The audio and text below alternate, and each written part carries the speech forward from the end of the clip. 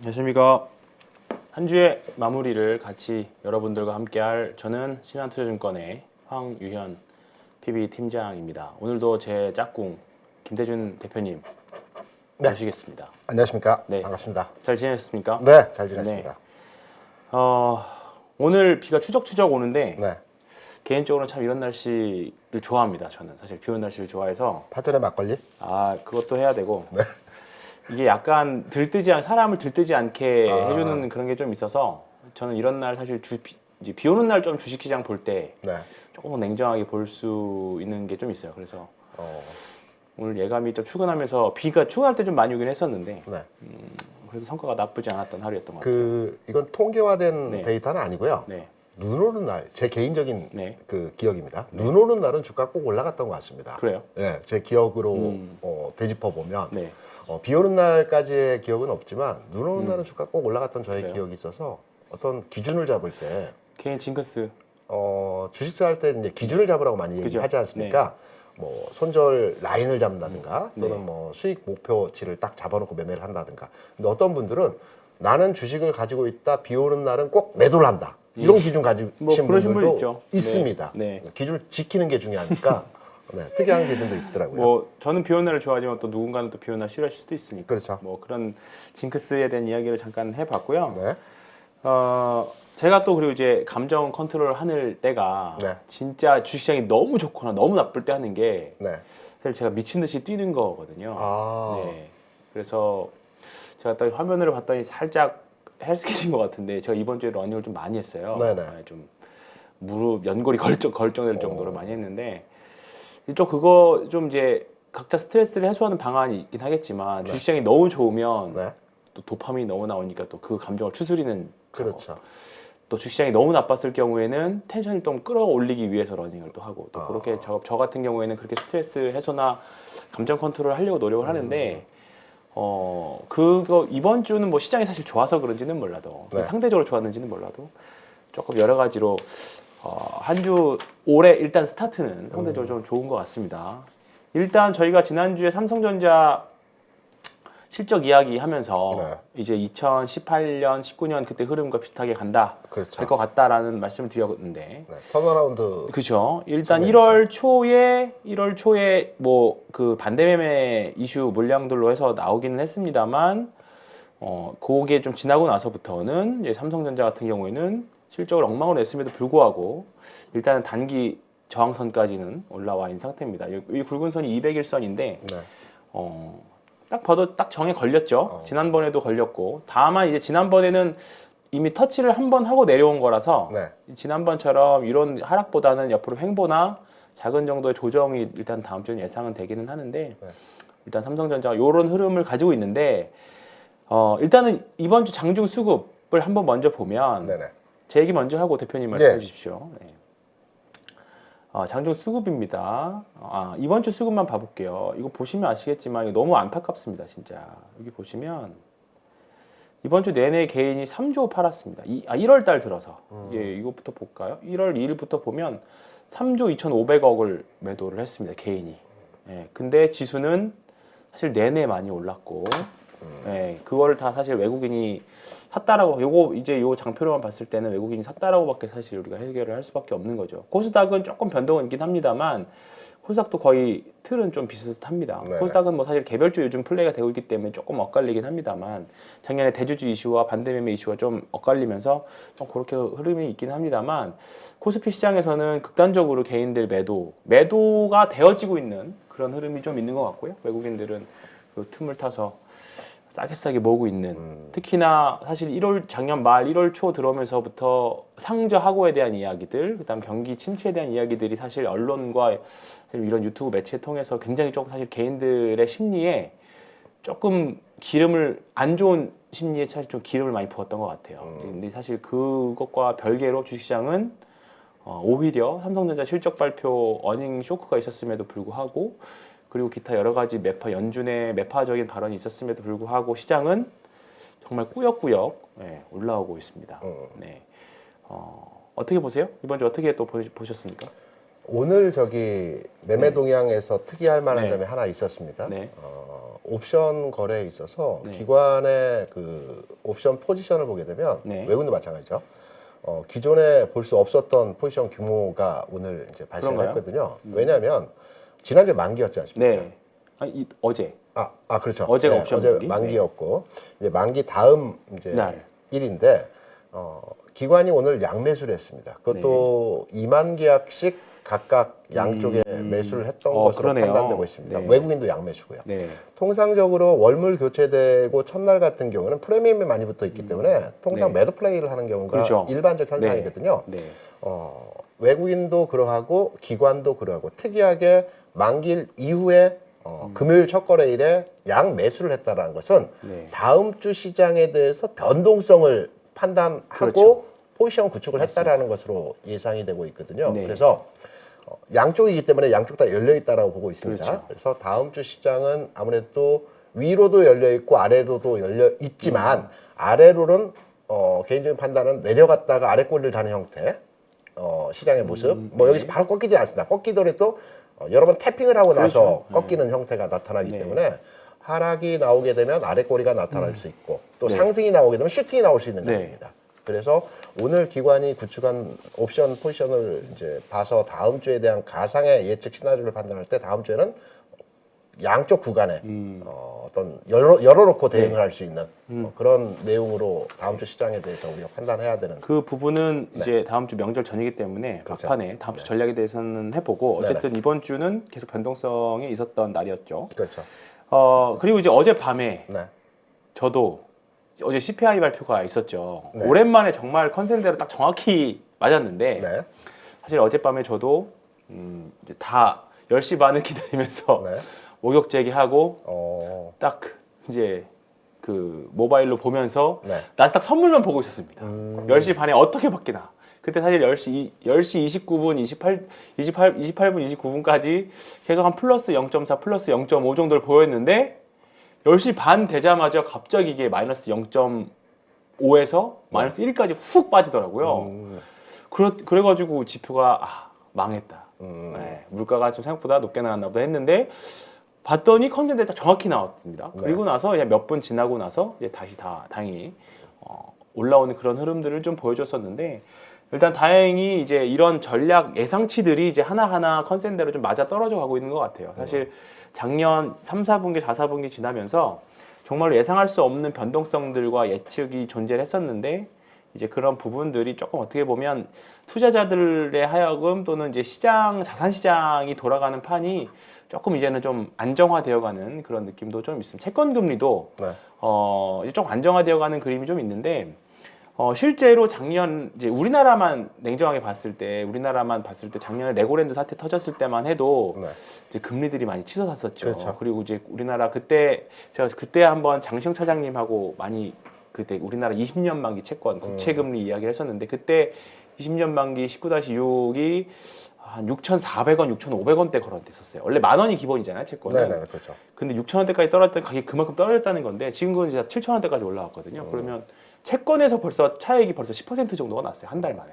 네, 그렇기 때문에 올라왔다는 거는 일단은 뭐 금리 상승분으로 인해서 가격이 올라오긴 떨어졌다가 이제 올라오는 구간. 그러니까 조금 안정화되어가는 구간인 거죠. 그리고 실질적으로 저도 이제 PB이기 때문에 채권들을 많이 이제 권유하고 매매들을 이제 붙여드리는데 예전에 한 2달 전만 해도 단기 사채가 8%대, 7%대짜리 채권들이 많이 있었거든요. 근데 지금 이제 5자를 보기 시작했고 4가 이제 기본으로 나오기 시작했습니다. 그러니까 4점대짜리. 그러니까 금리는 오늘도 올렸잖아요. 그럼에도 불구하고 이제 시중금리는 이제 실제 금리들은 이제 조금 안정을 찾아가고 있다. 그 말씀 드리고 싶습니다. 그래서 주식시장도 어떻게 보면 마찬가지예요. 채권 금리가 냉정하게 채권이랑 주식 자산을 봤을 때 채권 금리가 높으면 채권 수익률이 높으면 당연히 자산은 그쪽으로 갈 수밖에 없는 거고요.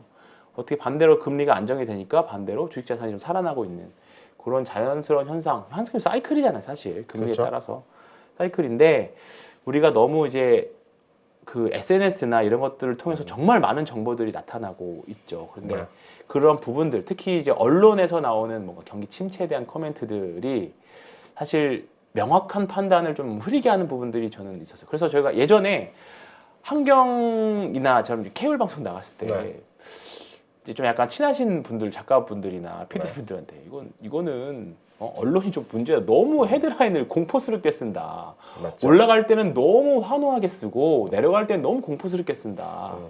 근데 이제 그거 보고 이제 예를 들어 헤드라인 한 줄만 봤을 때는 진짜 막 음악 사운드부터 시작해서 엄청 공포스럽게 많이 하거든요. 저는 실제로 많이 봤어요.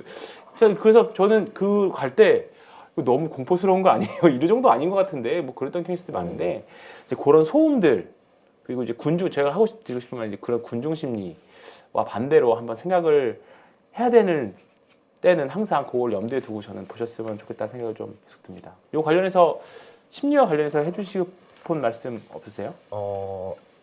언론도 그렇고 네. 시장에 이제 참여하고 있다 보면 시장에 매몰되어서 시장 네. 분위기에 휩쓸리는 경우도 그렇죠. 많잖아요. 네, 맞습니다. 그 미국 같은 경우에는 상승이 파란색이고 하락이 붉은색인 거 네. 아시죠? 네. 이유가 뭐냐면 우리가 장이 급락하거나 하락할 때는 붉은색을 보고 좀 안정적인 따뜻한 마음을 가지라는 거고요. 네. 상승할 때는 냉정을 냉정하게. 찾으라는 의미에서 우리나라와는 다르게 반대로 상승과 하락의 역시 색깔이 자본주의 선진국답군요. 다르거든요. 그래서 시장에 오늘 올라가는 재료나 오늘 나왔던 재료에 흡수되어서 그쪽으로 방향을 밀게 되면 시장은 항상 반대 방향으로 맞아요. 힘이 변곡이 진행이 생기죠. 됩니다. 네. 그래서 그 부분에 매몰되어서 하는 것들에 대해서는 바람직하지 않다라고 생각이 되고 있고요. 앞서 이제 채권에 대해서 잠깐 말씀을 하셨으니까 또 CPI에 대해서 잠깐 말씀을 하셨으니까 그 부분을 짚고 넘어가면 오늘 6.5% 나왔죠. 네. 이제 미국의 소비자 물가 지수 또 금리까지도 하여서 크게 시장에 영향을 줄 만한 변수는 아닙니다. 네. 최근 내에서의 소비자 물가 지수를 보게 되면 최근에 9.1% 고점 이후에 8.5, 8.3, 8.2, 7.7, 7.1, 6.5가 나왔거든요. 네. 계속 하향화되고 네. 있죠. 추세적으로. 네. 그러면 소비자 물가 지수가 6.5%이면 2021년도 수준입니다. 네. 그리고 2019년도 수준이 5% 수준이거든요. 거의 이전 왔네요. 수준의 수준까지 다 도달을 했습니다. 물가가 안정됐다는 거거든요. 그렇다 보면 올해 이제 연준에서 금리 인상을 이제 뭐 세 차례 할지 두 차례 할지는 모르겠지만 2월 2일에 금리 인상이 있으니까 0.25는 거의 확실시 된다라고 보고 있고요. 요거 한번 보여드릴까요? 네, 한번 보시죠. 이거 페드와치인데요. 네. 아시는 분은 아실 텐데 23년 2월 1일입니다. 미팅 데이트. 확률은 이제 어제 발표 이후에 93.3%. 네. 지금 4.5니까 4.75까지 그렇죠. 이게 됐고요. 원래 우리가 다음 여기 23년 3월 네. 이때가 사실 작년 말만 해도 아, 5.25가 확률이 제일 높았습니다. 그렇죠. 이만큼이. 근데 지금은 5%. 그러니까 한 번, 두 번, 0.25, 0.2 두 번 그렇죠. 정도 올린다는 거죠. 네. 그렇게 텀을 지금 주고- 전망되고 있습니다. 네, 한 번 안 할 수도 있고. 그래서 금리, 소비자 물가 지수는 이제 시장에 영향을 줄 수 있는 변수가 아닙니다. 다만 지금 변수로서 영향을 줄 수 있는 내용이라고 한다면 이제 오늘부터 이제 미국의 실적들이 발표가 됩니다. 네. 은행주 그리고 다음 주에는 기술주들이 이제 실적 발표가 계속 예정돼 있습니다. 네. 이 실적 발표에 대한 이제 시장에서 반응입니다. 그렇죠. 사실 요거 때문에 사실 조금 두려워하고는 있죠. 그렇죠. 네. 3분기 실적. 그러니까 지난해 경기가 안 좋았죠. 3분기에는 미국도 안 좋았고 중국도 안 그렇죠. 좋았고 우리도 안 좋았습니다. 중국은 봉쇄령이었고요. 네. 미국은 그 시점에서 경기가 이제 금리 인상이 집중적으로 됐던 네. 때이죠. 4, 5, 6, 7, 8, 9였으니까 이때 금리 인상을 0.75씩 극단적으로 했던 때이기 때문에 기업의 경기와 시장의 경기 안 좋았습니다. 안 좋을 수밖에 없습니다. 네. 3분기 실적이 안 좋았기 때문에 4분기 실적이 3분기 실적 대비해서 크게 좋아질 상황은 아니거든요. 근데 하락률이 유율. 하락률이 그렇죠.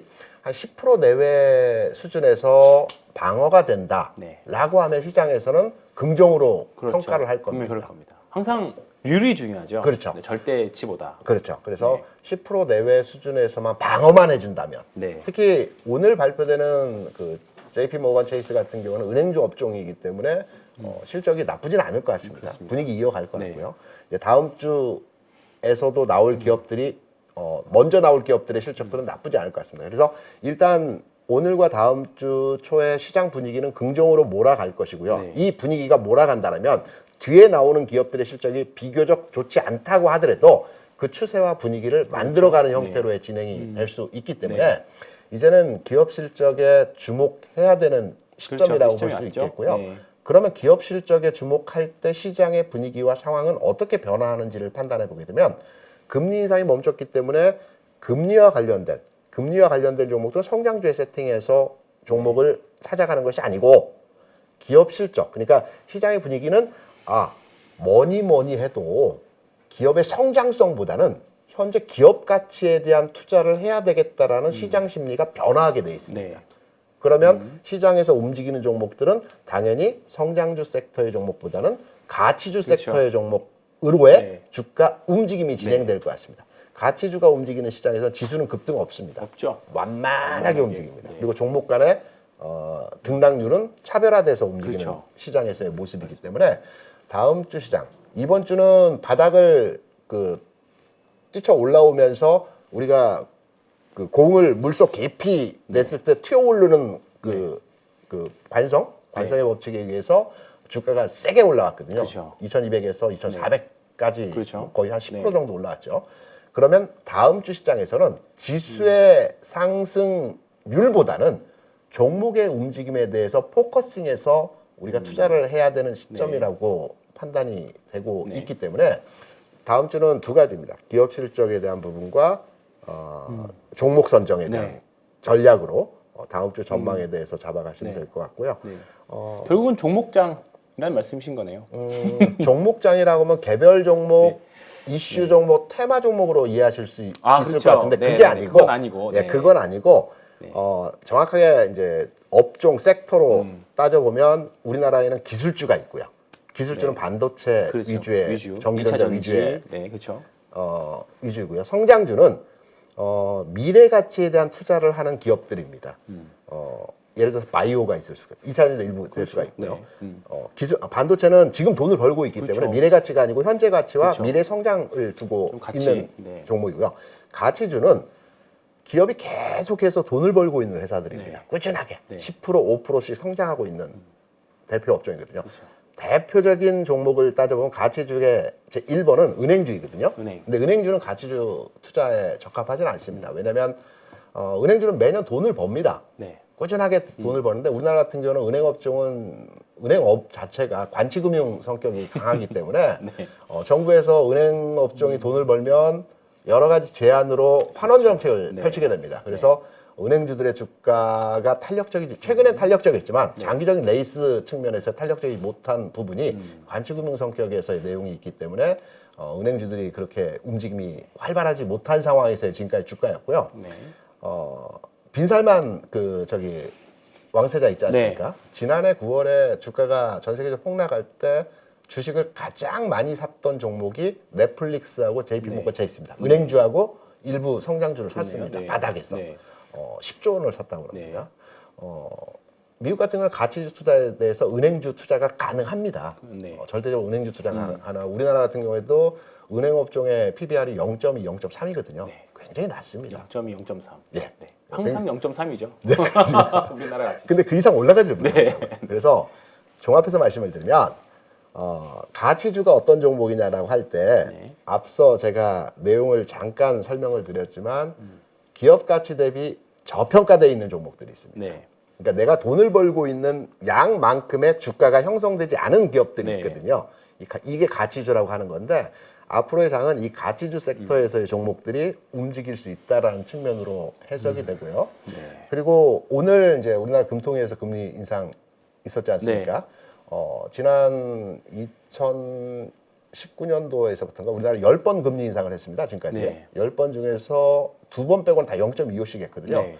중요한 것은 저 같은 경우는 이제 금통위에서 금리 인상을 하고 인상분은 어느 정도 예상이 다 되기 때문에 그렇죠. 하는 총재가 기자회견을 합니다. 네. 이 기자회견에서 앞으로의 경제 방향과 어떤 전략에 대해서 살짝 흘리거든요. 네. 원론적인 얘기를 대부분 하지만 그렇죠. 원론적인. 예, 그 이면에 나와 있는 내용 중에서 이제 살짝 흘리는 부분들이 네. 있거든요. 작년부터 이번에 한국은행 총재님이 사실 힌트를 좀 많이 주시고 있기는 하죠. 네네. 환율도 그렇고. 그렇죠. 네. 그래서 오늘 이제 하는 총재가 거론한 내용을 저 나름대로 이제 인터뷰를 네. 보면서 항상 금통위가 있으면 그 다음에 기자회견을 저희는 넉넉히 보고 있거든요. 무슨 말을 하나라고 그렇죠. 이제 우리 이제 파월 의장 코멘트 하는 것처럼 네, 똑같은 거죠. 근데 제가 한번 정리를 해봤습니다. 여기 보시면 네. 사실 이 내용을 제가 할까 말까 하다가 뺐는데 네. 대표님이 준비를 하셨네요. 네네.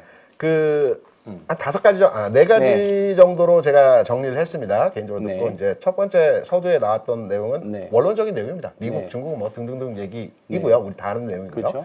두 번째도 마찬가지인데, 수출 경기 부진 다 아는 내용이죠. 네. 여기에 소비 침체를 우려하는 네. 내용이 있었습니다. 그러면 이 소비 침체를 우려하는 내용이라면 소비 진작을 시키겠다라는 의도로의 판단을 그렇죠. 하는 거거든요. 그러면 정부에서 소비 진작을 위해서 여러 가지 정책들이 나올 수 있겠죠. 뭐 네. 우리가 아는 뭐 지역 화폐라든가 뭐 등등등 그렇죠. 여러 가지 네. 그런 내용들이 조만간에 네. 진행이 될 여지가 있다라고 보고 있고요. 특이한 점은 중국을 거론했습니다. 네. 그리고 중국의 경기 회복에 네. 대한 얘기를 했고, 이건 굉장히 그렇죠. 그 특이한 내용입니다. 이 해외 그죠? 관련 성장에 대한 딱 찍어서 네, 그것도. 찍어서 네. 얘기한 거는 굉장히 의미 있게 제가 판단했던 부분이고요. 그리고 원래 은행 관계자들은 굉장히 의사들과 같이 극보수적으로 얘기를 하거든요. 그렇죠. 아주 확인된 차원에서의 내용이 아니라면 내용에 대한 언급을 하지 네, 않습니다. 네. 그런데 하반기 경기에 대해서 긍정적인 멘트를 했습니다. 네. 마지막 네. 말미에. 그래서 지금 보면 여기에 대해서 오늘 이제 우리나라 3년 만기 국채 네. 시장에서 오늘 장중에 조금 많이 네. 움직였거든요. 네. 최근에 3년 만기 국채가 3.6에서 3.8% 수준에서 왔다 갔다 했습니다. 네. 어제 종가가 3.5%였거든요. 네. 오늘 금리 인상을 했음에도 불구하고 3.35까지 내려갔습니다. 네. 채권 딜러들이 시장을 판단할 때 가장 잘 보거든요. 그죠. 경제 상황과 어떤 동향에 대해서 네. 아주 꿰뚫어 네. 보는 그 굉장히 똑똑한 친구들이 채권팀에 갑니다. 네. 먼저. 그래서 단위도 뭐 주식시장하고 비교가 안 되니까. 다르죠. 네.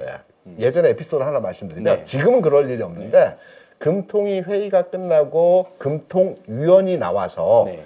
한국은행 방에서 나오면서 이제 금리 뭐 인상 뭐 몇 프로 뭐 네. 이렇게 얘기를 하거든요. 지금은 아니고 저 선배들이 하는 네. 얘기가 뭐냐면 예전에는 금리 인상이냐 인하냐에 따라서 시장의 변동이 굉장히 크거든요. 네. 기자들도 마찬가지입니다. 두 가지 안을 써놓습니다. 금리 인상, 금리 인하 해놓고 네. 먼저 누르는 게 중요하거든요. 그렇죠. 시장에 쫙 확산되기 네. 위해서.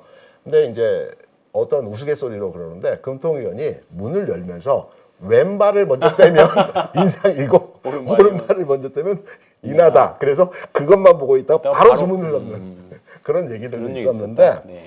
그만큼 그 채권 딜러들이 시장에 대한 네. 보는 관점이 다릅니다. 네. 거시적으로 굉장히 주요하게 판단하는데 오늘 우리나라 국채 시장에서 이러한 상황에서 금리 인상을 했음에도 불구하고 네. 시장에서는 앞으로의 경제 전망에 대해서 오히려, 안정적이고 네. 긍정적으로 판단하는 금리 하락이 나타났다는 점은 오늘 금통위에서 굉장히 주요하게 우리가 봐야 될 부분이었다라고 저는 오히려 역으로 판단합니다. 금리가 내려갔다라는 거는 네. 앞으로 시중금리가 내려간 거니까 네. 앞으로 이제 분명히 언젠가는 꺾일 거다라는 거를 미리 전망해서 움직였다 그렇게 봐도 되겠죠? 그렇죠. 안정적으로 이제 안정적으로, 흐름이 네. 진행이 된다라는 네. 내용이고요. 네. 오늘 새벽에 끝난 미국 시장에서 또 하나 주목해 볼 내용이라면 금리와 마찬가지로 달러 인덱스 있지 네. 않습니까? 오늘 원 달러가 장중에 10원 이상 하락을 했다가 대략 한 5원 수준에서 마감을 했습니다. 추세를 완전히 깨고 하단부가 깨져버렸습니다. 네. 오늘 그 CPI가 발표되면서 미국에서 달러 인덱스가 저점 깨고 하단부로 이탈을 해버렸습니다. 물론 반등이 있을 수는 있겠죠. 하지만 전체적인 분위기에서 흐름이 바뀌어버렸습니다. 국내 원달러도 불과 얼마 전만 하더라도 환율이 1444원까지 올라가면서 야 이거 뭐 1500원, 1600원 가는 거 아니냐 이렇게 분위기가 굉장히 험악하게 분위기가 흘러가다가 최근에 1300원 깨졌습니다. 네. 그러니까 2020년 초 지수 3000포인트에서의 환율이 1200원 수준이었거든요. 네. 지금 1260원, 70원 하고 있습니다. 네. 거의 3000포인트 수준에서의 환율 돌아왔습니다. 네. 금리는 아직 조금 덜 돌아왔거든요. 그렇죠. 그때 금리가 1.5%였으니까 덜 돌아왔는데 환율 하나는 이제 제자리를 찾아갔습니다. 거의 찾아왔죠. 찾아갔습니다. 환율은 이제 금리는 내려가지는 않을 겁니다. 여기서 네. 추가적으로 3% 중반대에서 유지하겠죠. 왔다 갔다 하는 게 주시장에 굉장히 좋습니다. 금리가 뭐 내려간다고 해서 시장에 상승 요인이 되는 것이 아니고요. 그러니까 금융시장은 안정이 최우선입니다. 맞습니다. 그러면 주시장의 상승 요인으로 작동을 하게 되는 것입니다. 그래서 오늘 금통위의 내용과 그리고 전반의 오늘 시장 상황에서의 분위기를 살펴보게 되면 미국 시장 고만고만한 상태에서 우리 시장은 비교적 분위기 좋았습니다. 그렇죠. 그리고 가치 섹터인 철강이나 자동차나 좋았죠. 요 부분에서의 그쪽이 종목들이 좋았죠. 네. 선방했거든요. 분위기 바뀌고 있다는 네. 측면이죠. 그래서 전체 오늘 장과 그리고 금통위 그리고 금리 환율에 대한 내용을 다 어울러서 한번 전망과 내용을 잘하신 것 판단해 같아요. 지금 한국 10년물 보니까 3.35로 끝났거든요. 아, 네. 근데 오히려 채권 이제 수익률은 금리 정점은 작년 한 이제 레고랜드 이후에 한 4.6까지 갔다가 이제 빠진 겁니다. 그렇죠. 그러니까 지금 사실 우리가 체감적으로 또는 뉴스나 언론에서 접할 수 있는 뭔가 그 경기 침체라는 단어 대비 네. 지금 사실 자산 시장이 굉장히 빠르게 안정되고 있다라는 점을 말씀드리고 싶어요. 근데 그게 실제로 주식시장에서 지금 나타나고 있다. 그렇죠. 그렇기 때문에 너무 막 그런 단어에 사실 요즘 저도 이제 고객님들이랑 통화를 하다 보면 네. 조금 중기적인 관점으로는 경기 침체 온다더라. 그래서 네. 주식을 좀 나중에 사겠다. 네. 또는 좀 짧게 보는 분들은 1월 달에 있을 이제 미국 기업 실적 발표 쇼크 날 건데 네. 그때 주가가 하락하면 그때 사겠다로 지금 딱 단기 관점과 중장기 관점이 나뉘세요.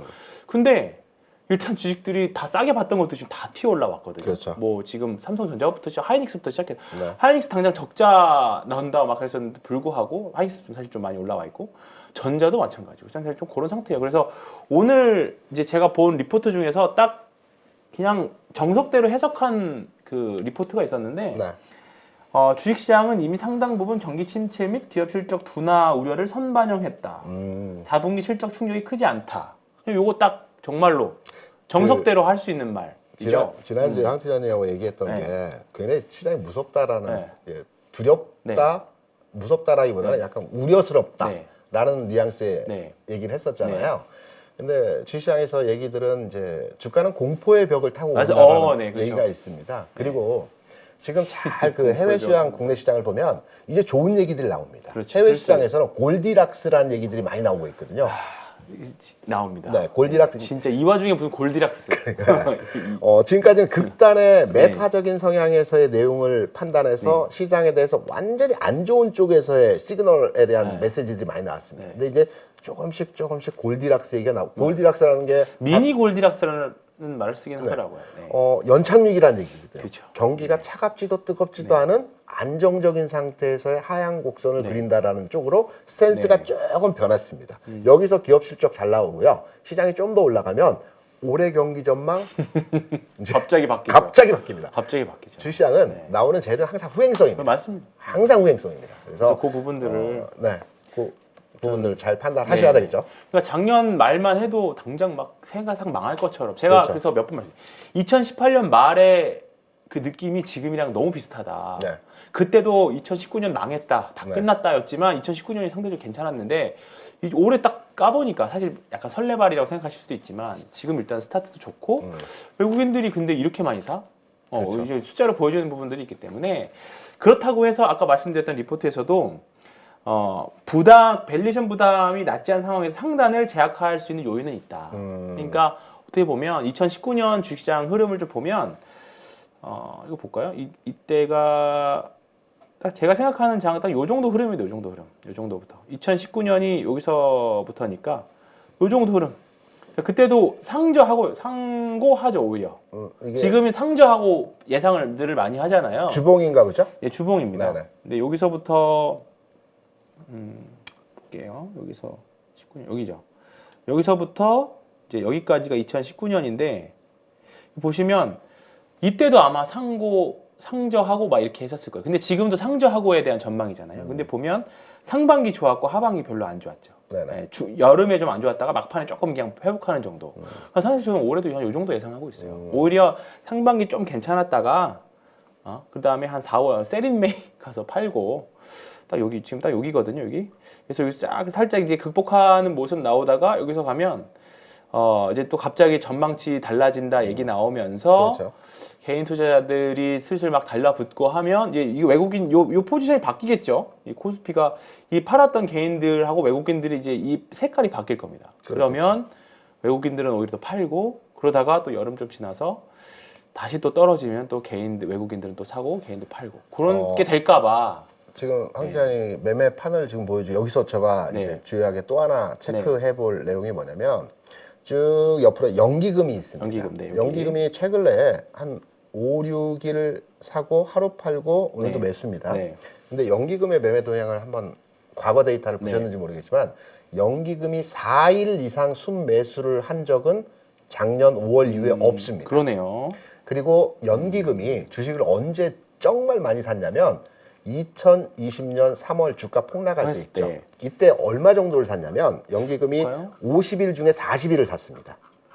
이때. 보면 그러니까 되죠. 네. 연기금이 주식 투자를 굉장히 잘한다는 것이 연기금이 연속 매수가 들어오는 과정에서는 시장에 어떤 움직임이 있다라는 네. 얘기예요. 아 여기 보시면 네.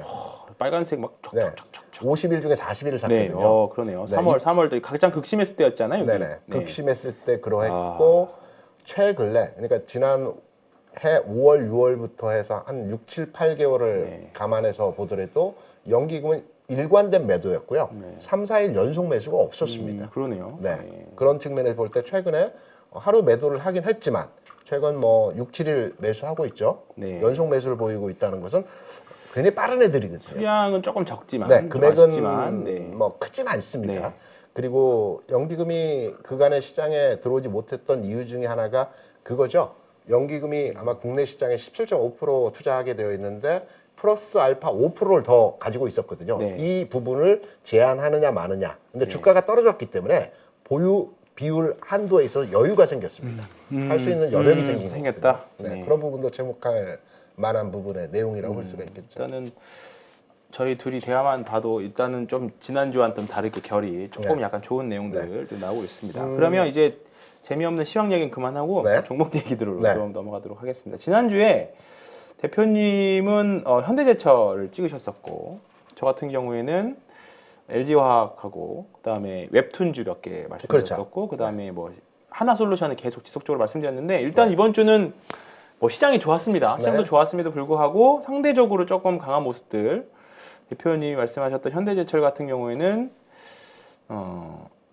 저는 아직은 추세 하락이다라고 말씀드렸지만 일단은 좀 추세 이제 하락 추세 상단까지 좀 붙어 있는 모습이고 네네. 그다음에 어쨌든 이번 주 오늘까지 해서 시장 흐름이 좋았고요. LG화학도 제가 이제 하락 추세 상승 추세의 하단이다라고 말씀드렸던 뭐 이것도 뭐 시장 여기서 이 정도 반등 아주 세게 대형주 치고 잘 네, 나왔죠. 그러네요. 그리고 제가 계속 작년 말부터 말씀드렸던 하나솔루션이 움직였습니까?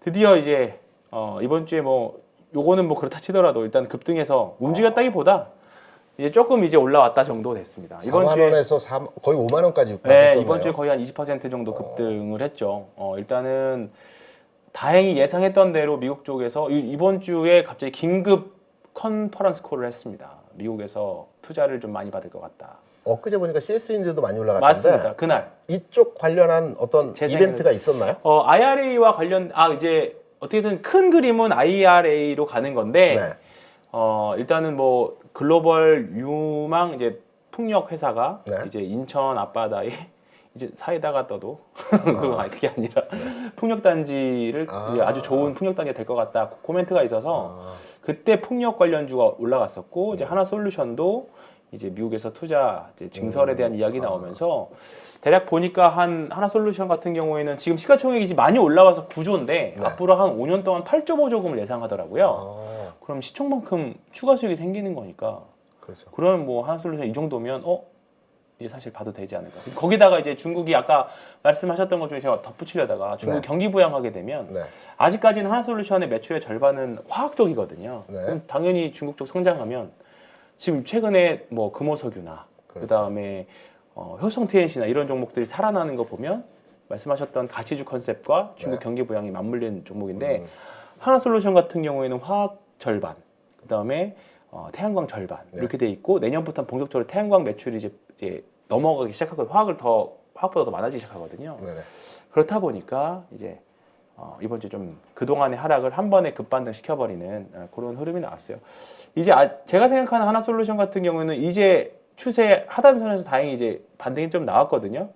근데 이제 그때도 말씀드렸지만 3월 달에 거래 정지가 좀 있습니다. 유상증자 있죠. 아니, 유상증자는 끝났고 그렇습니다. 근데 이제 우선주 유상증자였는데 네. 요 아주 조금이었어요. 권리락은 이미 나왔고 네네. 얼마 안 돼요. 아, 근데 얘가 3월 달에 갤러리아를 이제 분할하면서 네. 이제 거래 정지가 좀 있어요. 한 달 동안. 아, 그래서 한 사실 달. 한 달. 그게 좀 크죠. 네. 그래서 그때까지는 이제 유동성이 좀 묶이기 때문에 싸게는 싸게 살면 사는데 굳이 지금은 할 필요 없이 뭐 2월 말이나 아니면 거래 재개 후에 사자 요거 전략이었는데 다행히 요 전에 좀 약간 급등이 좀 나와서 요 종목은 계속 앞으로도 보고 오히려 이제 저는 여기를 넘어가 주면 55,000원을 넘어가 주면 그때 본격적으로 붙어야 된다 생각합니다. 근데 이제 요거를 이제 싸게 사야 된다 또는 가치 투자자의 관점으로 봤을 때는 좀 이해가 안 되실 수도 있지만 싸게 사야 되는 게 더 중요하다라고 보지만 네. 추세 추종자의 관점을 봤을 때는 오히려 신고가부터 붙어야 되는 그렇죠. 네, 그런 관점인 거죠. 왜냐하면 이거 아직은 매물이잖아요. 네. 앞으로 어떻게 될지도 모르고. 근데 오히려 차라리 55,000원을 뚫어줘 버리면 오히려 그때 비중을 더 태워버려야 되는. 그러니까 지금은 뭐 일정 부분 가지고 있습니다. 저 항상 황가라고 불리는 이제 회장님 한 분 있거든요. 네. 잘하면 황 팀장이라고 불러주고 이제 조금 못하면 황가야 그러는 이제 회장님이 있습니다. 양평이 아주 큰 카페도 가지고 있고. 근데 이제 그분이 이제 다행히 좀 사서 이번에 조금 물량을 좀 정리했어요. 다 팔지는 못하고 이제 앞으로 어떻게 할지 고민하고 있는데 이제 그 전략을 이제 하려고 합니다. 그리고 현대제철 저는 이제 제가 가진 LG 하나솔루션 말씀드렸었고 현대제철은 앞으로 어떻게 하실 생각입니까? 조금 어떻게 이따가 했으면 좋겠어요? 제가 지난주에 그 네. 가치 섹터에 대해서 60% 비중의 네네네네. 포지션 구축을 하자라는 포트폴리오를 네네. 말씀드렸지 않습니까? 현대제철 그다음에 저기 세 종목이었죠. 네. 그 현대모비스, 모비스도 신세계. 좋습니다. 모비스가 이번 주 좋았죠, 참. 네. 뭐 가격적인 부분에 있어서는 뭐 고만고만한 아직까지의 가격 형태입니다. 근데 단기의 시세를 접근하는 것보다는 지금 방향을 타고 자동차 업종에 대한 흐름의 전망으로서의 접근을 한다는 측면이거든요. 네. 그래서 세 종목에 대해서 여전히 유효하고요. 네. 그 부분은 제가 조금 이따가 추가로 이제 설명을 좀 한번 이따가 드려보도록 알겠습니다. 하겠습니다. 그러면 좀 이따 아니면 지금 하셔도 될 것 같은데요? 그럴까요? 그러면 네. 요 부분을 한번 먼저 설명을 드리고 네. 지난주에 말씀드렸던 대표님 화면으로 세 종목을 한번 점검해 드리도록 하겠습니다. 최근에 이제 그 상품 시장에서 눈여겨볼 만한 내용이라고 하는 금 가격입니다. 골드 네. 가격. 네네. 최근에, 대표님 화면으로 좀 넘겨주세요. 최근에 이제 1,900불. 그러니까 오늘 새벽 기준으로 해서 그 1,900불 돌파했거든요. 네. 지난 10월, 11월 1,600불 수준에서 1,900불까지 한 20%가 올랐습니다. 전체 글로벌 시장 지수, 상품, 뭐 원자재 등등 뭐 금융 뭐 다 해서 가장 높은 상승률의 모습을 보여줬거든요. 그럼 금 가격이 올라갈 때 어떤 현상에서 모습이 나타나고 또 어떤 종목들에 대한 주가 반영이 되는지를 한번 여러분께 설명을 드리려고 합니다. 이거는 이제 그 금 시세에 대한 일봉 상황에서의 그 가격입니다. 이제 고점 돌파하고 1,900불 돌파하는 상황에서 계속 올라가고 있죠. 여기가 이제 11월입니다. 11월 저점 1,600불이고요. 계속해서 올라가는 과정에서 진행이 되고 있습니다. 이제 금을 과거에는 우리가 이제 안전자산이라고 했었고 달러 강세, 달러 대체제라고 많이 얘기를 했었고 인플레이션 상황에서 금 투자 그리고 금 가격의 상승이 나타난다라고 과거에는 그렇게 인식을 했습니다. 근데 지금 완전히 바뀌었습니다. 네. 지금은 달러 대체도 아니고요. 인플레이션에서 투자를 하는 상품도 아닙니다. 금 가격이 최근에서의 움직임은 최근 5, 6년 동안의 변화가 어떻게 나타났냐면 미국의 금리와 연동해서 움직입니다. 최근 금 가격은. 지금 하단에 보이시는 거는 미국의 10년 채권이고요. 상단은 금 가격이다 월봉입니다. 월봉. 네. 그러니까 기간적으로 보면 지난 2005년부터 현 시점까지의 가격이고요. 웨이브를 보시게 되면 동일한 웨이브의 상황입니다. 그러니까 무슨 말이냐면 금리가 내려갈 때는 지금 하단에 보시는 채권은 채권 가격이기 때문에 금리와는 역으로 계산해서 그렇죠. 네. 이해를 하시면 됩니다. 여기 상단부 0.5% 네. 시장 금리 실제 금리고요. 4.3%는 최근 내 고점이고요. 1.3%도 이전 가격에서 움직였던 가격의 흐름입니다. 그래서 금리가 내려가는 것은 채권 가격은 올라갑니다. 올라가는 거기 때문에 차트의 변화로 리버스로 한번 이해하시면 될 것 같고요. 금리가 내려갈 때는 대체제로서의 금을 삽니다. 기관들이. 과거에는 그렇지 않았거든요. 왜냐하면 그 듀레이션을 조정하는 과정에서 금리가 내려갈 때는 왜냐하면 그 계속해서 내려갈 때는 이제 단기물 위주로 공략을 하고 장기물을 팔고 이런 과정을 진행을 해야 되는데 요즘엔 금을 사더라고요. 그래서 금리가 내려갈 때는 금 가격이 올라가는 현상들을 보여주거든요. 최근 내에서의 움직임을 보더라도 금리가 올라갈 때는 마찬가지로 동일선상에서의 모습입니다. 네. 금리가 이렇게 최근까지 급격하게 올라갈 때는 금 가격도 빠집니다. 네. 요 방향의 흐름이 채권 가격과의 흐름과 연동해서. 연동해서 움직이고요. 최근에 금 가격이 아직은 지난 그 고점 2,090불, 2,100불 정도를 돌파하지는 못했습니다. 네. 지금 1,900불이니까요. 돌파 시도 과정에서의 상황인 거고요. 네. 그렇다고 해서 금리가 무한적으로 하지는 않습니다. 추세 네. 방향 흐름에 대해서만 네. 적용을 하는 형태이기 때문에 그리고 이제 지수하고 이제 금 가격하고 흐름을 보게 되면 우리가 이제 주시장이 가장 좋은 시기가 언제냐라고 판단을 해보게 되면 금리가 안정될 때입니다. 인하될 때가 아니고요. 안정될 2020년대는 특이한 케이스입니다. 이때는 네. 어떤 특정 이벤트가 이벤트가 있었죠. 있었죠. 코로나나 네. 금융위기나 이렇게 위기가 있었을 때 금리를 인하하는 과정에서 시중에 돈을 풀어서 주가를 올린 거거든요. 그죠. 유동성을 네. 풀어서. 그래서 상황은 해석점이 좀 다르고요. 통상의 흐름에서는 금리가 안정되고 옆으로 횡보 국면을 보일 때 주가가 상승하는 겁니다. 미국 S&P 500 지수 상황을 보더라도 금 가격과 채권 가격이 동일하다는 흐름에서 볼 때 금리가 안정된 구간에서 주가 많이 올라갔습니다. 이 흐름으로 이제 이해하시면 될 것 같고요. 그러면 어떤 부분에서 이제 우리가 투자를 해야 되느냐? 우리나라의 금 관련주가 몇 종목 없습니다. 그렇죠. 금 관련주라고 해서 테마 이슈가 엮이는 것들은 대부분 핸드폰이나 가전제품에서 추출해낸 그 금. 그러니까 우리가 보통 알컴텍 같은 회사. 그렇죠. 근데 네. 대부분 주가가 1,000원, 2,000원, 3,000원대 작은 회사들이고요. 도시광산이라고 많이 얘기하죠. 네. 도시광산 그런데 관련주. 최근에 많이 올랐습니다. 알컴텍도. 그런가요? 제가 그래서 네. 과연 핸드폰 우리가 쓰는 휴대폰에서 금이 얼마나 나올까라고 생각을 해봤는데 핸드폰 한 120대를 녹이면 한 돈이 나온다고 합니다. 많이 나오는 것 같은데 저는 한 돈이면. 많이일까요? 모르겠습니다. 저 제 기준으로. 그러면 지금 보면 금 이제 판단으로 해서 기준을 정해서 보게 되면 금 시세가 지금 1,900불이라고 말씀드렸죠. 1트라이온즈인데 네. 금에 대한 진정한 그 시장에서 영향을 줄 수 있는 종목은 영풍입니다. 영풍. 네. 영풍. 네. 영풍입니다.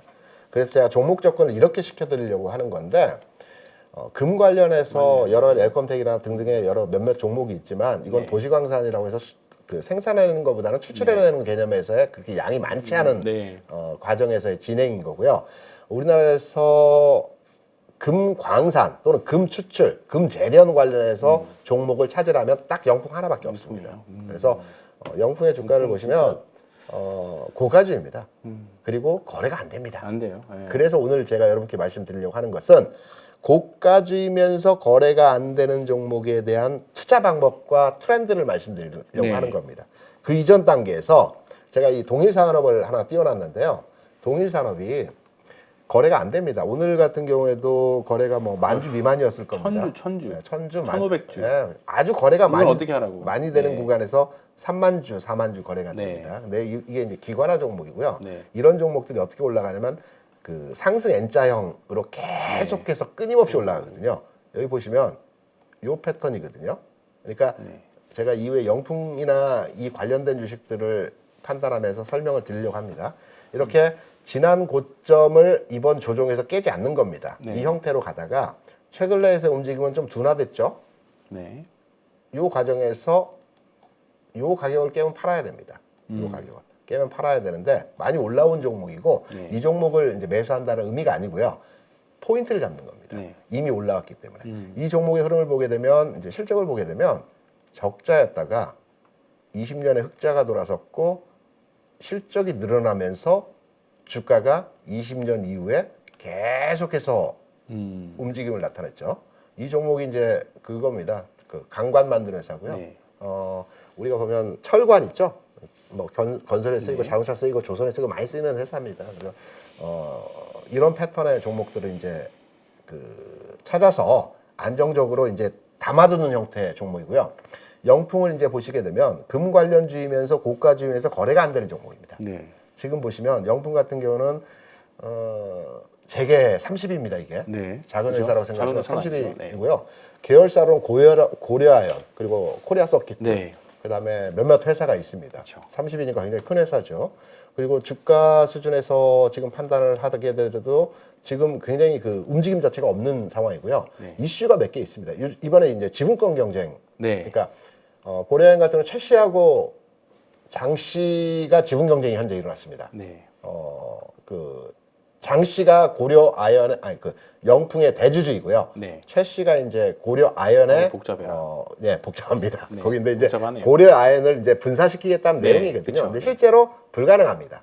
왜냐면 영풍에서 지분을 35% 이상 가지고 있기 네. 때문에 지분 경쟁 이슈가 있으면 항상 시장에 주목이 되는 거고 제가 그 저기 거래량과 관심이 그 저기 뭐 그러라고 했죠. 뭐 주가 움직이는 요소라고 요소. 말씀드렸죠. 네. 수급이라고 말씀드렸지 않습니까? 네. 거래량과 관심인데 관심이 부각되고 있는 상태이고요. 있다. 이런 종목들에 대한 전망치는 이제 사서 고가주이기 때문에 많이 살 수는 없습니다. 그리고 일부 진입을 해서 가지고 가시는 측면이고요. 기업 실적에서 보더라도 적자에서 흑자로 이제 돌아서는 과정입니다. 네. 지난해 적자였고요. 22년 올해 흑자로 또 그 성과가 굉장히 나아지는 이 현상에서의 모습이고요. 동일한 형태의 종목이 일신방적이라고 있습니다. 네. 이 다 종목도 거래량 없는 종목들. 마찬가지입니다. 근데 예. 이 내용이 있죠. 네. 잘 아실 건데 소수점 거래라고 네, 이번에 있지 않습니까? 저희도 공문 받습니다.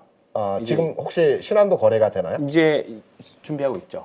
준비요. 네, 네. 지금 현재 아마 7개 회사에서 진행하는 걸로 알고 네. 있습니다. 미래에셋 비롯해서 NH 뭐 네. 등등 해서 네, 7개 회사가 고가주에 대해서 그 1,000원 단위로 분할하죠. 그래서 분할해서 저 거래를 해보진 않았습니다. 네. 내용만 알고 있는데 이러한 내용들이 이제 지난해 연말 정도에 이제 그 소수점 거래가 네. 시작이 됐거든요. 뭐 10월 네. 이때쯤에 시작된 걸로 알고 있습니다. 아직 시장에서 이제 그 보편화되지는 않았습니다. 그렇죠. 네. 하지만 고가주 종목들에 대해서 이러한 내용으로 인해서 시세가 한번 돌출될 가능성 있는 시점이고 그러한 맥락에서 본다면 앞서 말씀드렸던 영풍이라든가 또는 일신방적 같은 경우는 네. 굉장히 저평가되어 있는 과정에서 보시면 아시겠지만 좀 전에 그 PBR 기준으로 해서 판단해 보게 되면 영풍이 0.3이고요. 또 0.3인가요? 0.3입니다. 이게 이제 은행주가 아님에도 불구하고 네. 0.3입니다. 그래서 항상 보면 우리나라 저평가 0.3, 0.3 매수, 0.7 정도 매도. 항상 그렇죠. 그래서 이 과정에서 우리가 이제 소수점 거래를 네. 통해서 진입하셔도 될 것 같고 난 좀 자산 여유가 있다. 뭐 이 네. 정도야 어느 버틸 수 정도 있다. 뭐 50주 100주 네. 사갈 수 있다. 그러면 이런 종목에 대해서 투자를 하시는 것도 네. 여의도에 보시면 지금 부티크 하시는 분들 중에서 이런 종목으로 투자를 해서 그냥 끌고 가시는 분들도 많거든요. 시장 흐름과 지수와 연동하지 않고 그렇고. 난 해당 종목에다 가치를 보고 네. 투자를 하겠다라고 해서 이 종목에 담아놓고 네. 가져가시는 가져가시는 분들이 네. 있습니다. 대표적인 분이 계시죠. 저희 방송에도 몇 번 출연하셨지만 주식으로 농사를 지으시는 분 계시지 박영호. 않습니까? 네, 박영호 뭐 주식. 실명을 말씀드리면 그런가요? 예, 네. 힘들지만 주식농부. 네. 네. 왜냐하면 그분의 계좌 관리를 이제 뭐 이렇게 해서 예. 형태를 예, 아는데 예. 그분이 이런 형태의 매매를 하셔서 수익을 많이 나셨습니다. 네. 회사 가치를 보고 그 회사에 대한 저평가권에서 매수를 해서 가져가는 겁니다. 네. 이 형태에서 투자 방법으로서의 제가 픽한 종목은 영풍하고 일신방정에 대해서 긍정적으로 보고 있다라는 네. 측면으로 말씀드리고요. 네. 마지막으로 이제 지난주에 말씀드려서 포트폴리오를 구성해서 가자. 그래서 가치 섹터 60%고 해당 종목 현대철, 신세계, 현대모비스를 가져가자는 말씀드렸고 기술주는 아직 선정되지 않았다. 기술주는 다음 시간 정도에 선정될 것 같습니다. 왜냐하면 네. 다음 주에 지수가 한번 출렁하던가 위로 수 가 있죠. 네. 이후에 조정을 받는 네. 구간에서 반도체나 전기전자를 세팅하려고 네. 하고 있거든요. 좀 가벼운 종목으로. 네. 아직은 세팅하지 않았고. 그래서 가치주로만 진행을 하는 형태인데요. 신세계 여전히 유효합니다. 가격적인 부분에서도 최근 뭐 크게 오르고 내리진 않았습니다. 네. 왔다 갔다 했고요. 한번 그 황태현 차트를 한번 보면서 한번 얘기를 해보시죠. 신세계부터 한번 신세계. 네. 신세계. 보시면- 요건 일봉이고요. 네. 네, 요건 주봉이고. 일봉으로 한번 보시면 좋을 것 같습니다. 지금 가격 형태에서 보면 24만 원 부근이 이제 심적인 저항선입니다. 그렇죠. 네. 여기 추세 돌- 상단이기도 하고요. 여기 네. 돌파하면 가벼워지거든요. 그렇죠. 네. 그래서 24만 원 돌파 이전까지는 좀 모아가는 형태. 네. 왜? 추가로 하락할 여지가 별로 없기 때문에 네.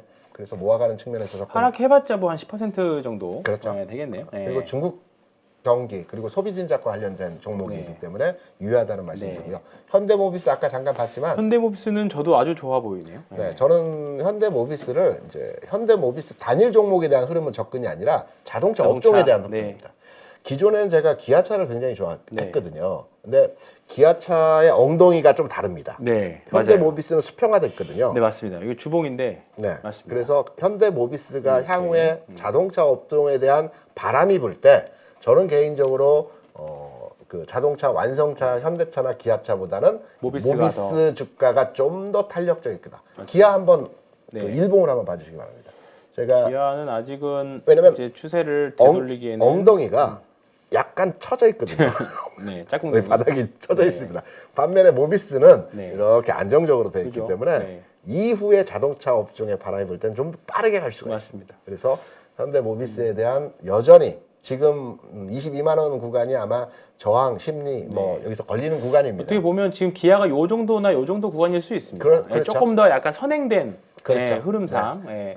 기아가 안 좋다라기보다 기아가 여기서 세게 올라가려면 요 정도 이제 리바운딩은 세게 나올 그렇죠. 수 있지만 맞습니다. 위에 겹겹이 쌓여 있는 저항들을 해소하고 가야 되고 그렇죠. 모비스는 지금 어쨌든 간에 저항들을 이미 소화 과정을 겪었었고 그렇죠. 이제 주봉상으로도 이미 이제 중기 이평선 상태에 누웠거든요. 맞습니다. 그런데 이제 여기서 조금만 양봉 하나만 쫙 위로 올려주면 네. 이제 선이 돌기 시작하죠. 그렇죠. 그러면 이제 빠르다는 추세가- 측면에서 접근하는 그렇습니다. 거고요. 네, 세 번째로 이제 현대철 보시게 네. 되면 뭐 고장난 시계가 하루에 2번은 맞는다 해서 오늘 우연찮게 주가가 네, 올라갔는데요. 많이 올랐어요. 네.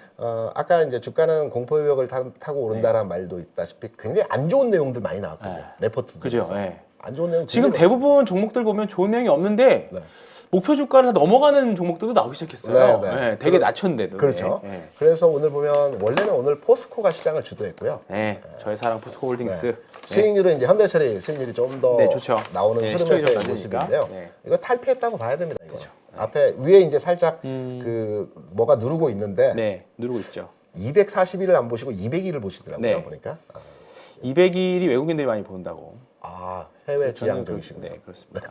그래서 누르고는 있는데 네, 그 전에 저는 240을 보지 않고요. 네. 그 121선을 보는데 121 121선을 왜 보냐면 회색선입니다. 121선 120선 넘어갔어요. 121선은 상단부로 보는 게 아니고 주가가 올라가다가 꺾일 때 있지 않습니까? 네. 항상 지지를 받을 때 121에서 받습니다. 그래서 네.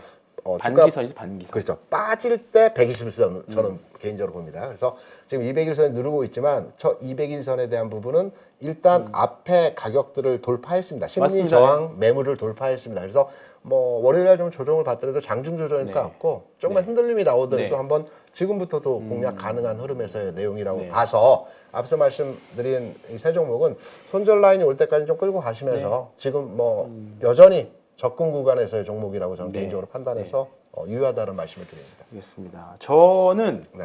이번 주 하나솔루션을 힌트 삼아서 이번 저는 롯데케미칼 한번 말씀드리고 보고 싶습니다. 롯데케미칼이 네. 지금 이벤트가 있어요. 어떤 이벤트인가요? 롯데케미칼이 지금 그 일진 머티리얼즈를 인수하는 것 때문에 유상증자를 하고 있습니다. 다음 주 목요일이 청약이거든요. 롯데케미칼이 일진 머터리얼스와 연관되는 산업 2차 전지와 관련된 소재, 네. 화학 부분에서 이제 협업을 하기 위해서 인수를 했죠. 그러면서 이제 여러 가지 사실 롯데 그룹에 조금 약간 이제 이슈도 있고 해서 네. 뭐 하는지는 몰라도 어쨌든 롯데케미칼이 이제 다음 주에 네. 이제 유상증자가 마무리가 됩니다. 끝나요. 예, 그러면 다음 주 정도면 지금 보면 금호석유나 이제 롯데케미칼도 그 와중에 꾸역꾸역 올라왔거든요. 네네. 근데 금호석유나 그다음에 효성 TNC 이제 이런 종목들이 사실 지금 빠르게 올라오고 있기는 한데 네. 효성 TNC 같은 거 보면 진짜 한때 100만 원 거의 근처까지 갔다가 밀렸잖아요. 그렇죠. 여기서 이게 레깅스 때문에 올라갔죠. 그죠? 스판. 네. 스판텍스. 했다가 이제 효성 TNC도 이제 장기 평선들을 이제 장악하고 올라가는 첫 번째 흐름입니다. 그러니까 네. 하락 추세가 언제쯤 멈췄으냐를 판단할 때 네. 그냥 생각하면 여기서 공을 굴렸다고 생각했을 때 멈췄을까 공이 과연?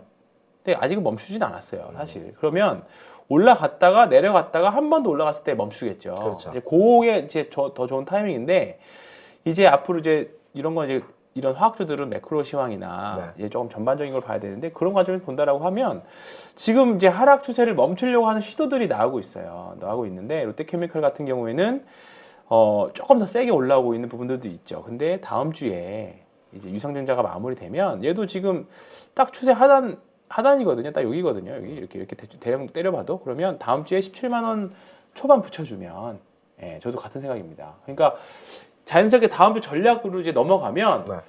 아까 양매수 포지션 말씀드렸던 네네. 것처럼 그리고 명절 일주일 전에는 네. 사실 변동성이 아예 심하거나 네. 아예 없거나예요. 없는 경우가 많죠. 네. 근데 세게 맞을 때도 세게 맞을 때도 네, 있었어요. 그렇죠. 근데 좋았던 케이스는 사실 별로 없었던 것 같아요. 전에는. 그러니까 재미없거나 완전 재미없거나예요. 예, 그러니까 다음 주는 혹시나 운이 좋아서 한번 종목들별로 한번 위로 튀어주는 게 있으면 그냥 잘라내는 전략 또는 현금을 갖고 있다가 훅 빠졌을 경우에는 좀 매수하는 전략. 왜냐하면 명절이 있고 연휴 중국도 연휴가 길잖아요. 그렇죠. 길죠. 그렇게 되면 기본적으로 사람의 심리나 기관 투자 심리는 좀 지나고 사지. 그 안에 무슨 일이 터질 줄 알고.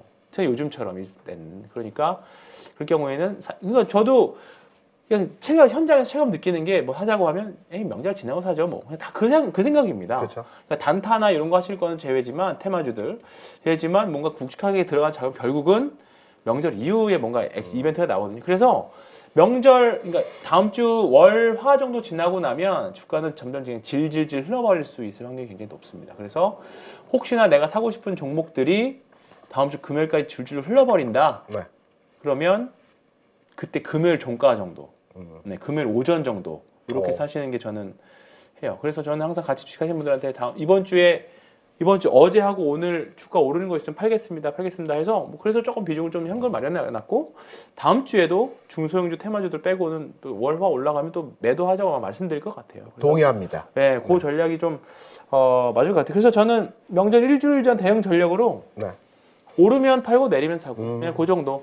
예, 그리고 지금 지수 때도 보면 이제 나스닥을 좀 보면요 많이 올라오긴 했는데 조금 있으면 이제 추세 여기서 보면 이제 누가 봐도 이제 상단에 거의 다 그렇죠. 올라옵니다. 요때 사실 물가지표가 좋다고 해가지고 그 갭상선 빵 했다가 호재에 임에도 불구하고 음봉으로 밀려 내려온 자리거든요. 그 다음 한 날 달 전? 금리 인상이 있어서 그랬어요. 네. 그리고 이제 물가지표가 생각보다 낮게 나오면서 세게 나왔지만 음봉이 세게 났죠. 근데 다음 주 여기서 조금만 더 올라가면 11,000포인트에서 한 11,000은 한 2, 3, 400 가면 또 추세 하락 추세의 상단입니다. 그렇죠. 네. 근데 뭔가 계속 하락 추세 거쳐오면서 이제 좀 물량 요런 폭락은 나오긴 좀 어렵긴 하지만 사실 그게 기업 실적이 혹시나 삐끗하는 것들이 있으면 빅테크 종목들은 네. 다시 한번 또 1,500이나 10,000선을 체크하려고 가려고 하는 움직임들이 분명히 있을 겁니다. 그리고 S&P 500은 이미 저항선이 닿았고요. 네, 저항선이 닿았고 다우 지수는 조금 낮기는 한데 결국은 또 가격 저항이 또 나인 상태입니다. 그러니까 어쨌든 이 추세라는 거는 오늘 추세에 대한 이야기를 하려다가 시간이 없는데 다음 주에 좀 추세 얘기를 하게 되면 결국은 추세를 이게 극복하는 거는 한 번에 되지 못하거든요. 맞습니다. 그래서 추세와 친구가 되라 이런 책도 있는데 일단은 지금은 어쨌든 단기적으로 다 하락 추세 상단에 있다. 우리나라 마찬가지거든요. 그래서 다음 주 전략은 조금 보수적으로 보는 걸 저는 말씀드리고 싶습니다. 황태환이 책을 읽는 걸 굉장히 좋아하신다고 그래서 제가 지난 주말에 그 서점에 가서 영풍문고가 영풍 계열사입니다. 그래서 네. 서점에 가 책을 한 권 샀는데 네. 아직까지 그 파란색 표지에 아빠를 뭐 이런 네. 베스트셀러입니다. 네. 아빠 제목이 들어간 거. 네. 제목조차도 기억이 안 네, 나는데 집 소파 위에 그대로 네. 지금 놓아져 있는데 있어요? 오늘은 가서 꼭 네, 읽어보세요. 읽어보세요. 네. 그러면 저기 뭐냐 오늘 대표님도 그 황태환님 시황이나 전략에 대해서 동의하고요. 그 질문을 주신 게 있습니다. 그거 질문 꼭 한번 답변을 하고. 부탁하신다고 그래서 질문에 대한 내용을 이제 한번 말씀을 드리면 이건 산업이죠? 그 전에 이제 두 분님께서 아, 이렇게 이제 여쭤봤습니다. 이분이 이제 그 금리 관련해서 궁금하신 점이 있어 모양입니다. 네. 가상금리 플러스 기준금리가 대출금리인가요? 네. 첫 번째 문제고요.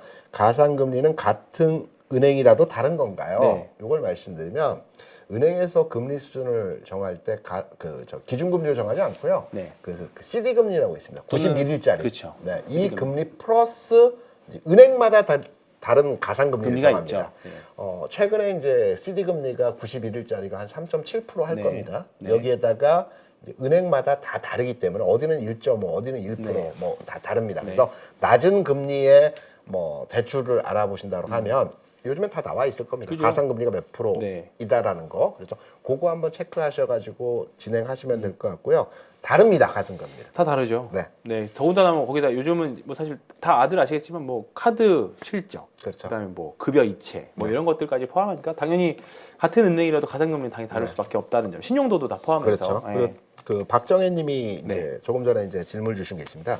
이건산업 이건 산업. 네. 오래 가지고 있어도 움직이지 않아서 답답해 죽겠어요. 도와주세요.라고 네. 했는데 이건산업하면 딱 생각나는 게 저는 저 4대강 4대강. 생각납니다. 네. 요게 사실 그 건자재 테마이기도 하고 네. 시가총액이 지금 850억밖에 안 돼서 사실 기관이나 진성 기관들이나 외국인들은 사실 매매하는 종목은 아니죠. 네. 특히나 그 요즘에 2005, 6, 7, 8년 이때 4대강 있을 때 네. 엄청나게 주가 급등했던 종목이거든요. 요때는, 바람을 요때, 타서. 요때. 네네, 바람을 요때네요. 타서 네. 움직였는데 이때 진짜 한 3년 동안 8배 정도 올랐네요. 네. 예. 오래 가지고 계셨다라고 한다는 것은 1년 이상 가지고 계셨던 그렇겠죠. 걸로 네. 이해가 되고요. 저는 이렇게 전망과 전략을 말씀을 드립니다. 지금 주가 수준에서 모습을 보게 되면 팔자리는 정확히 아니거든요. 그죠? 그렇다고 해서 네. 당장의 주가가 어떤 그 뭐 급등으로 움직이다든가 변화의 움직임이 네. 있을 자리도 아닙니다. 아니죠. 최악의 경우는 횡보인데요. 네. 지금 가지고 계신다면 매도 뭐 주식에 대한 애정도 있으시고 이 주식을 지금 팔 자리도 아니기 때문에 조금 더 가지고 계시고요. 사는 것도 지금은 아닙니다. 네. 가격적으로 보면 그렇죠. 앞에 고점 있죠. 저기 네. 9,500원 이 여기. 9,000원 여기 있습니다. 그 여기요? 바로 밑에. 여기? 예. 여기죠, 여기. 여기 돌파하는 거 보고 그렇죠. 네. 추가로 들어가십시오. 9,500에서 만 왜냐면 뭐 나는 좀 더 싸게 사야지 이런 부분보다는 대략적인 그 해당 고점을 돌파하게 되면 주가 가볍게 매물 네. 공백으로 쭉쭉쭉 올라가거든요. 그래서 맞습니다. 지금은 좀 답답하셔도 네. 매도 추세 추종의 관점을 봤을 때도 네. 제일 중요한 건 EPS 성장이랑 성장률하고 네. 신고가 이제 조건 두 가지를 중요하게 보는데 네. 실적은 안정적이긴 합니다만 작년 실적이 굉장히 좋았더라고요. 근데 올해 실적이 작년 대비해서 이제 성장률이 떨어지는 그런 흐름을 좀 보여주고 있어요. 그래서 200억 정도 되겠네요. 네, 이제 뭐 4분기 나오면 200 정도인데 작년에 300억 정도 했었기 때문에 어쨌든 작년 대비는 안 좋아지는 거잖아요. 네. 이제 그런 부분들이 반영이 돼서 주가가 더 밀릴 것 같지는 않습니다. 저도. 근데 요 대량 거래도 있었고. 근데 아마 딱 봐도 아래 하락 추세가 멈추지도 않았고 네. 뭔가 하락 추세의 물량을 매물 소화 과정을 거치지도 않았어요. 그러니까 아마 이제 이런 개별주들은 네. 이제 싸다라고 할 때까지는 이제 싼 구간에는 들어와 있을 수는 있을 거. 뭐 아직 싸다라고 보기에는 사실 조금 이르긴. 지금 뭐 사실 올해 한 200억 정도 버는 회사가 시가총액 800억, 900억 정도면 뭐 비싼 그렇죠. 회사는 아니죠. 비싼 맞습니다. 회사는 아닌데 이제 바닥은 확인하는 과정 네. 거치고 테마를 붙지 않는 이상 사실 좀 쉽지 않을 것 같아요. 그리고 하나 올라갔다 내려갔다 반복하겠죠. 첨언의 말씀을 드리면 네. 제가 앞에 가치주 말씀드렸잖아요. 건설업 정도 가치주 섹터에 포함이 됩니다. 되죠. 다만 네. 가치주 섹터의 바람에서 제일 마지막 구간에서 가는 게 건설업입니다. 그렇죠. 최초에는 철강이 가고요. 자동차, 조선은 좀 저기 애매합니다. 원래 동양 조선이 가야 파일도. 되는데 네. 유통 가고 건설은 그 나중이거든요. 펀더멘탈 측면에서 보면. 동양 그래서 파일도 요즘은 네. 이게 좀 흐름이 있긴 네. 한데 그래서 그러네요. 네. 어차피 지금 장이 제가 개인적으로 볼 때는 가치주 섹터의 실적 우선 저평가 종목들이 간다라고 판단을 하기 때문에 어차피 건설업에 대한 바람도 한번 올 거거든요. 다만 순서가 있기 때문에 그렇죠. 좀 이전 이후 상황에서의 그 흐름이 나타날 것이다. 그래서 그러니까 여기서 이제 물타기가 엄청 하시고 싶을 거예요. 안 됩니다. 네, 이거는. 근데 네. 여기서 급등이 나올 수도 있거든요. 당시 다음 주 그렇죠. 월요일 날. 근데 급등은 사실 우리가 예상할 수 있는 부분은 아닌 거고. 그리고 그 급등이 가는 급등이 아닙니다. 네. 네. 그럴 확률이 일단은 확률이 네. 높고 차라리 물타기를 하실 돈이 있다라고 하면 차라리 추세가 살아있는 쪽에서 그렇죠. 조금 더 저항이 좀 덜 있는 것 쪽에서 그쪽에서 매매를 전 하시기는 네. 일단은 매도 손절까지는 아니지만 네.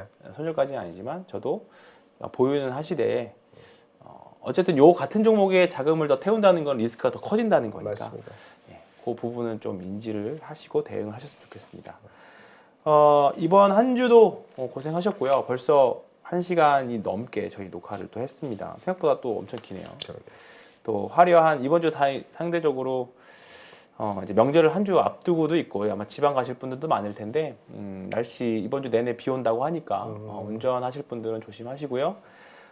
한 주간 또 고생하셨으니까 저도 주말에 쉬면서 다음 주는 어떻게 돈을 벌지에 대한 고민을 또 한번 해보고 또 다음 주 금요일 날 뵙는 걸로 하겠습니다. 최대한 흥분하지 않고 저도 나름 짬밥이 있다고 생각했는데 작년 한 해 정말 또 한 번 뼈에 새겼습니다.